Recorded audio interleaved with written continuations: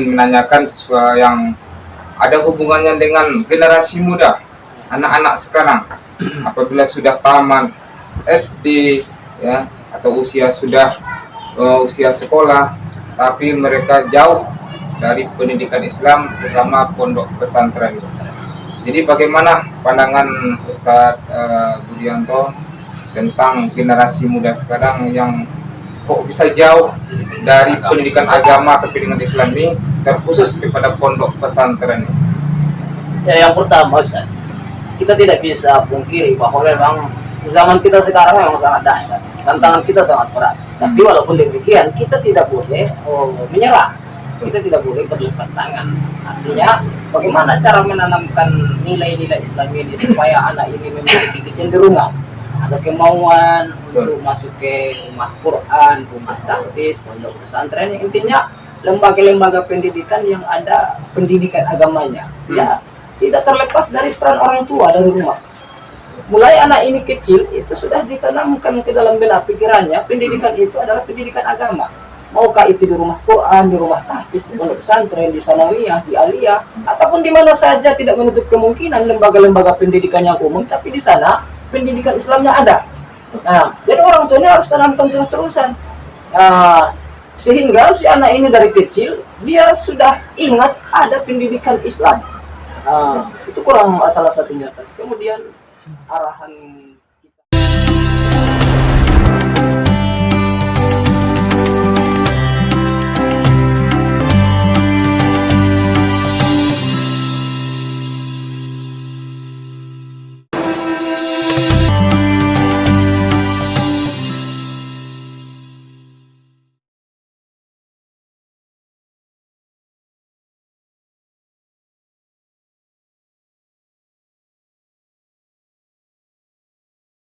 kita bahas pada siang hari ini, yakni tentang judul peranan pondok pesantren di era globalisasi dan teknologi zaman sekarang ini. Dan nantinya insya Allah akan diuraikan selama lebih kurang 10 menit, nanti diuraikan oleh Al-Ustadz, dan nanti kita adakan dialog interaktif dengan beliau tentang peranan pondok pesantren di era globalisasi dan teknologi ini. Baiklah, untuk itu marilah kita sama-sama dengarkan tausiah atau penjelasan oleh Al-Ustadz Dr. H.C. Budianto Siregar SHI selaku narasumber pada siang hari ini. Untuk itu waktu kami persilahkan dengan segala hormat. Silakan, Ustaz. Bismillahirrahmanirrahim. Assalamualaikum warahmatullahi wabarakatuh. Waalaikumsalam warahmatullahi wabarakatuh. Alhamdulillahilladzi qad akhraja nata'ijal fikri li arbabil hijab, wassalatu wassalamu ala sayyidina Muhammadin al-muqtafa wa ala alihi wa sahbihi ahli sidiki wal wafa, amma ba'd. Rabbi shrah li sadri wa yassir li amri wahlul 'uqdatam min lisani yafqahu qawli. Allahumma anfa'na bima 'allamtana wa 'allimna ma yanfa'una. Subhanaka la ilma lana illa ma 'allamtana innaka antal alimul hakim. La haula wa la quwwata illa billahil azim. Hadirin para pemirsa Fastabiqul Khairat channel dimanapun berada, yang insya Allah kita semua dirahmati Allah Subhanahu wa Ta'ala, dan para pemirsa dan seluruh tim podcast Fastabiqul Khairat, yang insya Allah kita semua mendapatkan ridho dan rahmat dari Allah Subhanahu wa Ta'ala. Amin amin ya rabbal alamin. Pertama, kita bersyukur kehadirat Allah dengan ucapan Alhamdulillahi Rabbil Alamin. Kemudian berselawat kita ke junjungan Nabi Sallallahu Alaihi Wasallam. Allahumma salli ala sayyidina Muhammad wa ala alihi wa sahbihi ajma'in. Assalamualaikum ya Rasulullah, assalamualaikum ya Habiballah, assalamualaikum ya Syafaatullah. Mudah-mudahan kita semua mendapatkan syafaat beliau di yaumil akhir kelak. Amin ya rabbal alamin. Amin ya rabbal alamin. Hadirin para pemirsa Fastabiqul Khairat channel dimanapun berada, berbicara tentang pesantren, peran pesantren di era globalisasi. Saya masih ingat pesan guru dulu masuk ke pondok pesantren tahun 1999,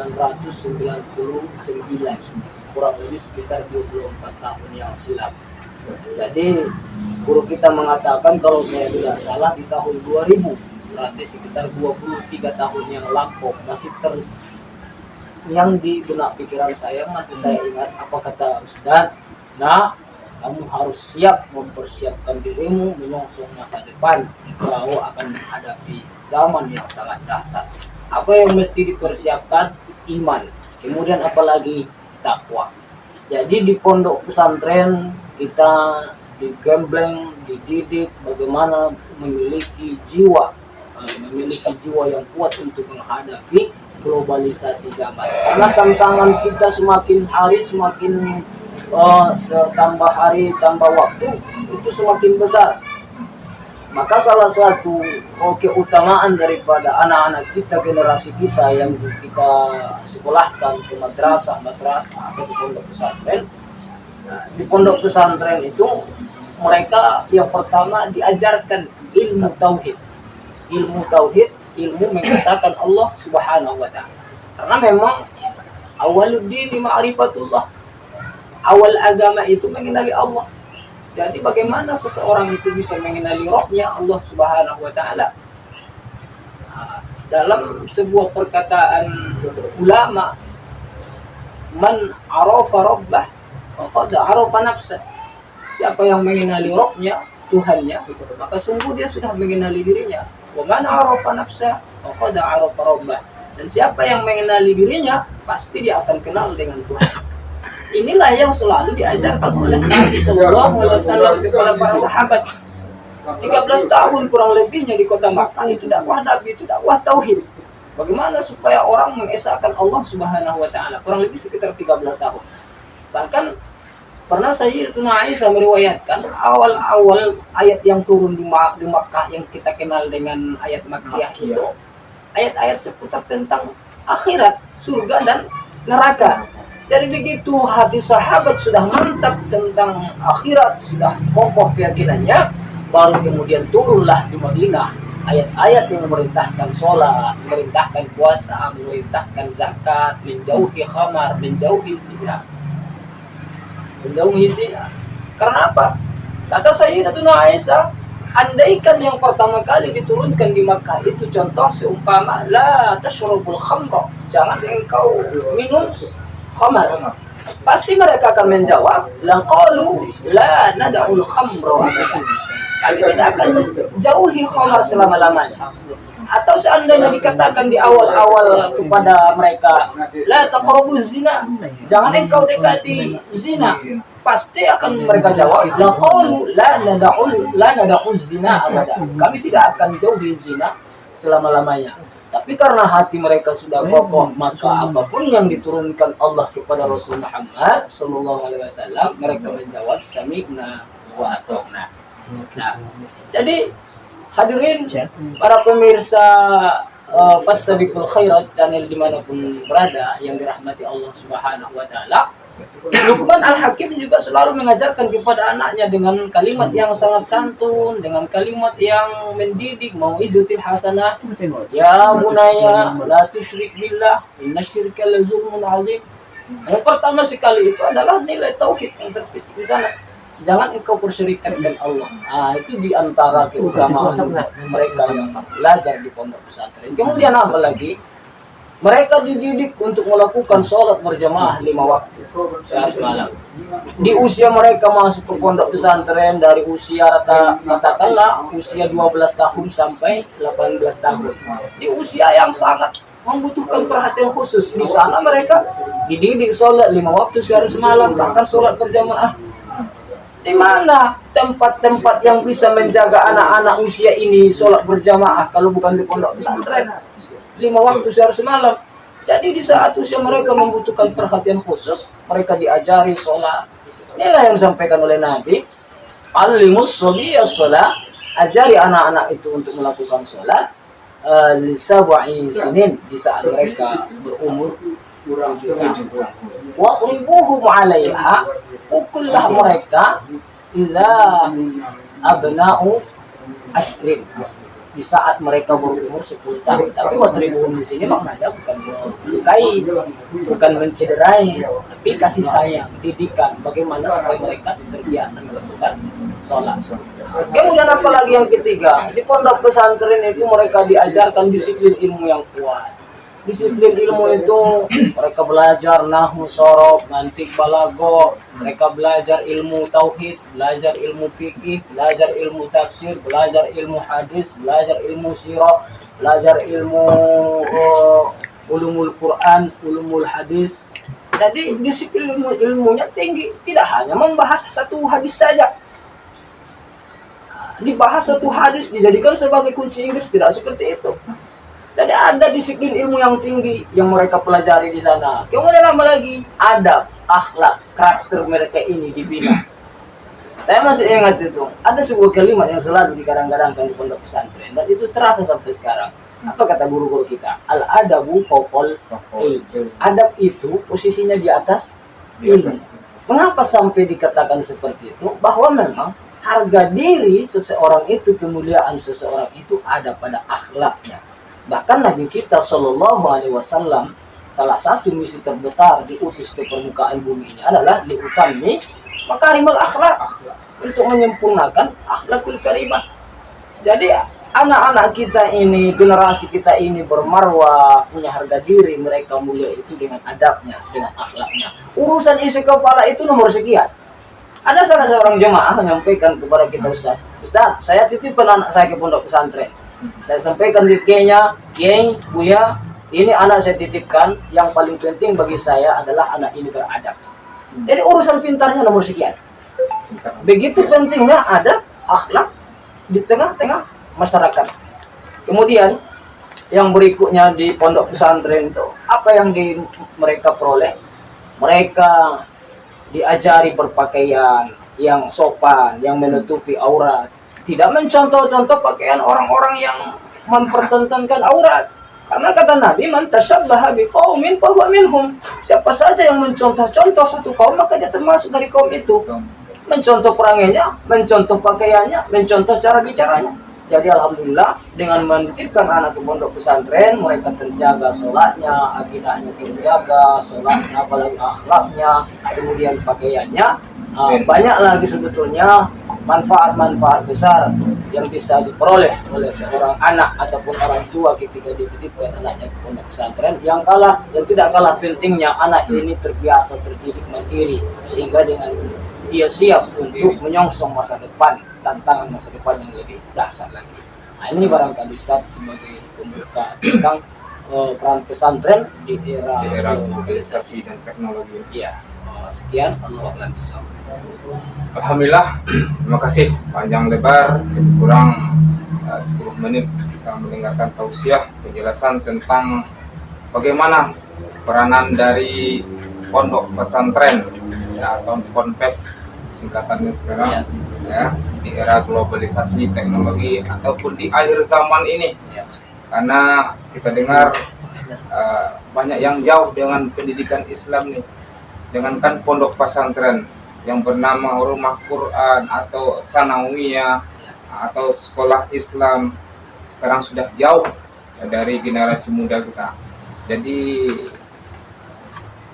kita ingin menanyakan sesuatu yang ada hubungannya dengan generasi muda, anak-anak sekarang apabila sudah tamat SD ya atau usia sekolah tapi mereka jauh dari pendidikan Islam bersama pondok pesantren.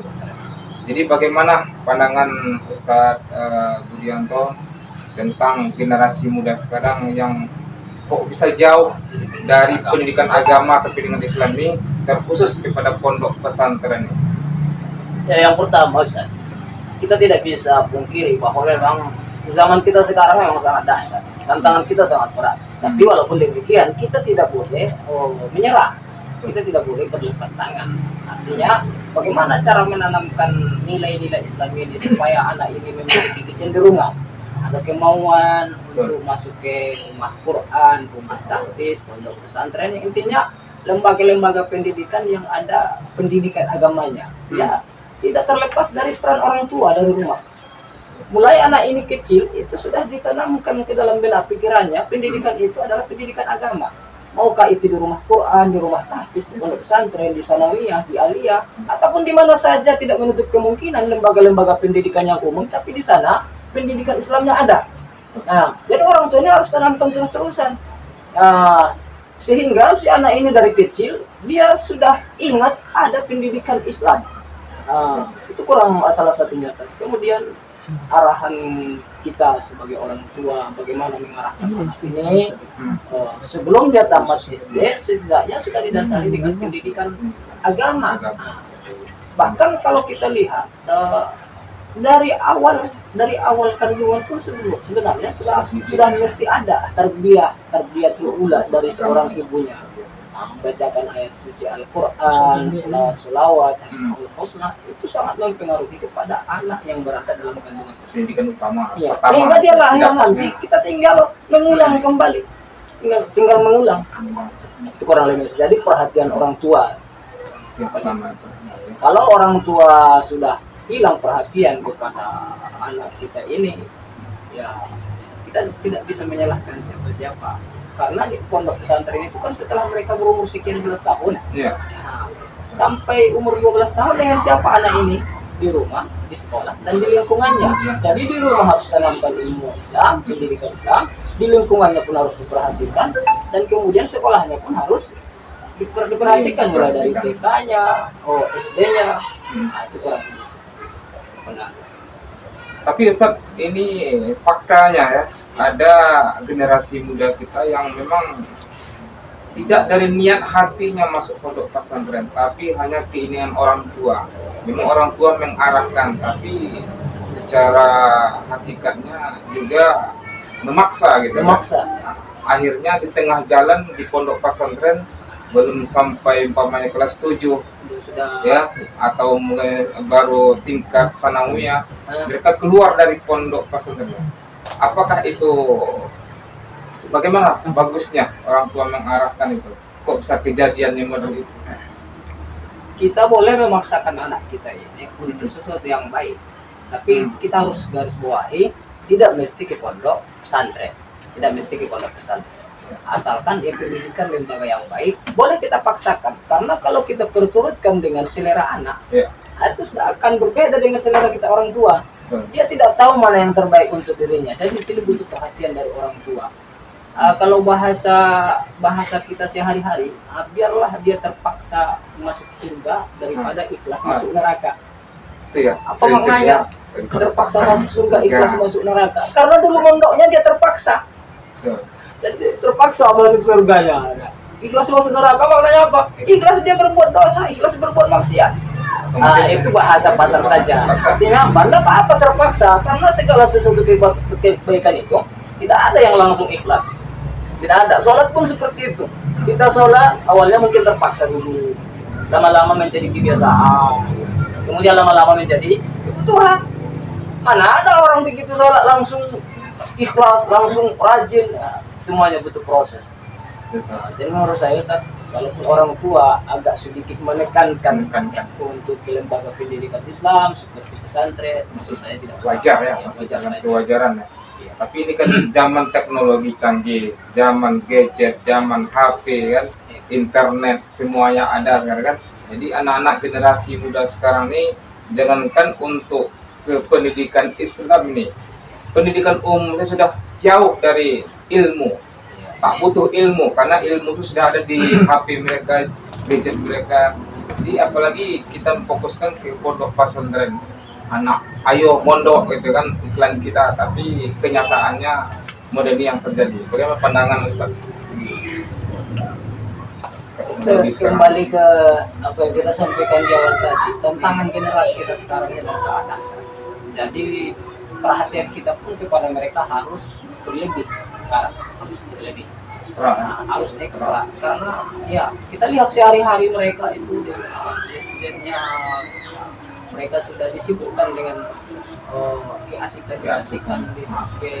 Jadi menyita perhatian mereka. Bahkan kalau ditanya mana yang lebih mereka sukai belajar daripada main HP, otomatis mereka pilih main HP. Nah, Jadi kita kembalikan bahwa perhatian kita sebagai orang tua, sebagai masyarakat, sebagai tokoh yang harus bersama-sama kita memikul beban ini, karena ini adalah beban bersama yang harus kita pikirkan bersama bagaimana untuk menyelamatkan generasi kita ini. Setidaknya kita kurang-kurangi keburukan, kita tambah-tambah kebaikan. Semakin banyak kebaikan yang kita pertontonkan, makin sedikit keburukan yang dipertontonkan. Jadi anak-anak kita ini akan lebih cenderung mencontoh kebaikan itu. Tapi kalau dalam kehidupan kita sehari-hari di tengah-tengah lapangan keburukan sudah dipertontonkan, ya mereka kan lebih cenderung suka mencontoh. Itu kurang lebih seperti itu. Artinya teknologi sekarang ini bisa dipositifkan, bisa dipositifkan. Kita isi dengan hal-hal yang positif. Karena kalau itu enggak kita isi dengan yang positif, media Facebook, Instagram, TikTok dan lain-lain sebagainya, itu akan diisi oleh hal-hal yang negatif. Nah, kurang lebih seperti itu. Oke, kita kenal Ustadz Dr.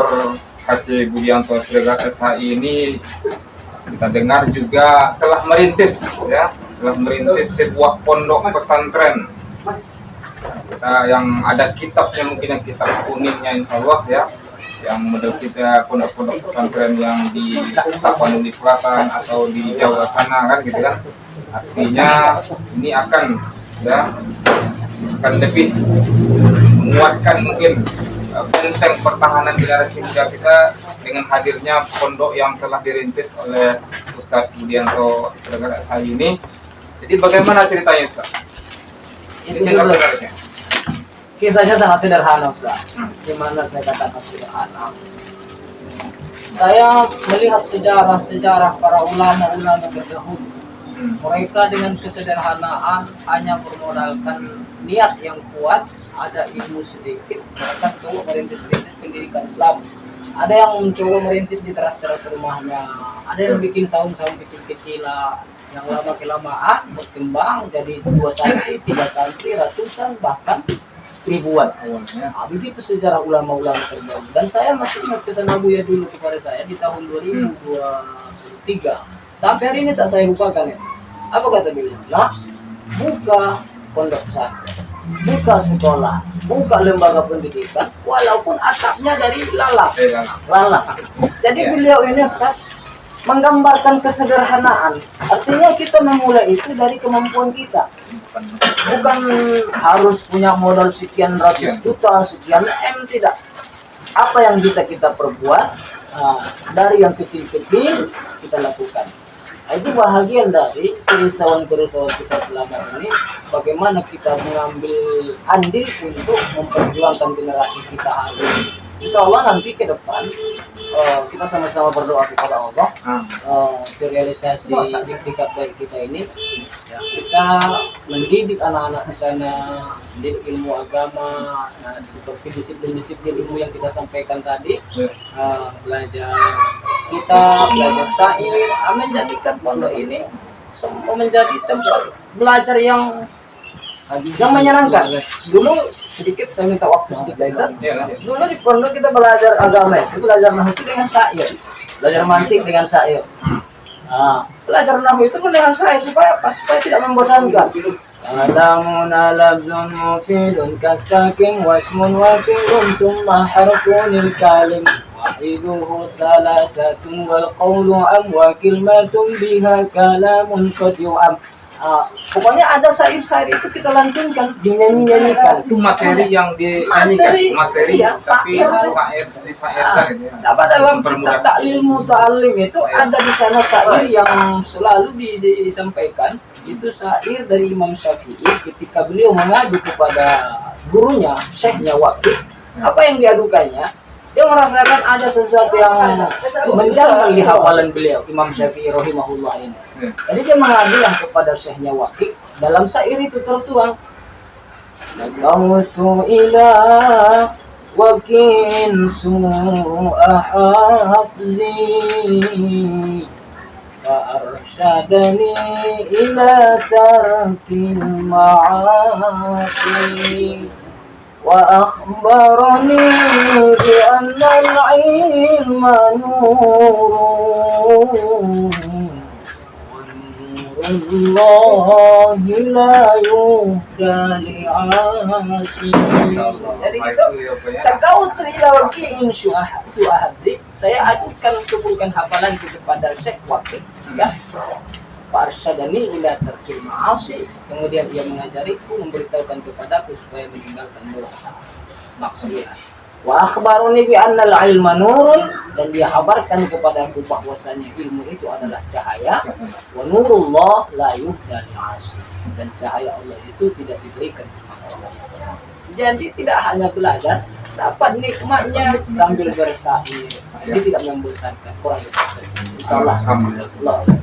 Terima kasih banyak Ustadz Dr. Haji Budianto Siregar SHI yang telah memaparkan tentang peranan pondok pesantren di era globalisasi dan teknologi ini. Kita tadi telah berdialog berpanjang lebar tentang gimana generasi muda sekarang yang jauh dari pendidikan Islam terkhusus pondok pesantren ini, insya Allah dengan materi-materi yang telah disampaikan Al-Ustadz Buya kita ini, semoga pendengar, pemirsa, penonton dari podcast Pastor Budorot, juga umumnya anak-anak generasi muda yang cinta ke pondok pesantren, cinta pendidikan Islam, semoga tetap menjadikan benteng pertahanan terakhir adalah memasukkan anak-anaknya di pondok pesantren yang ada di Kabupaten Rokan Hulu ini umumnya, atau umumnya di Indonesia ini, insyaallah.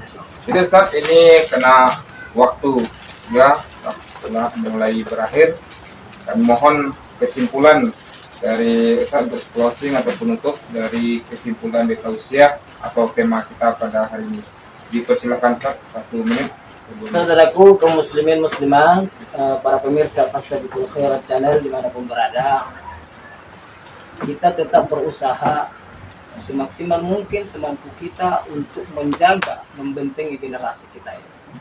Walaupun pada kesempatan ini materi kita adalah pondok pesantren, tapi tidak menutup kemungkinan lembaga-lembaga yang lain pun banyak pendidikan Islamnya yang bisa menjaga, membentengi akidah generasi kita.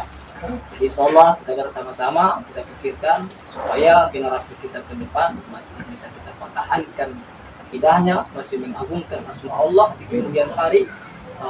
Inilah yang menjadi kerisauan para nabi dulu.